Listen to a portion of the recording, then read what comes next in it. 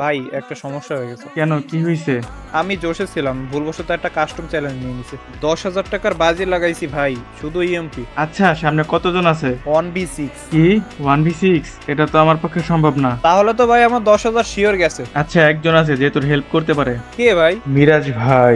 হ্যাঁ, কি হয়েছে বলো। 10,000-এর বেট লাগানো একটা কাস্টম আছে, 1v6 করতে হবে শুধু ইউএমপি দিয়ে। পাগল হইছো নাকি? আমি করতে পারবো না। আরে এ তো প্রথমেই ভয় পেয়ে গেছে, ভালো কাউকে ডাকো না ভাই। দেখো, একটু ব্যস্ত আছি। আমার ব্যস্ততাকে আমার ভয় মনে করিও না। আর বিষয়টা হয় যদি আমার ইজ্জতের, তাহলে তো পুরো ফ্রি ফায়ার দেখবে মিরাজ ভাইয়ের পাওয়ার।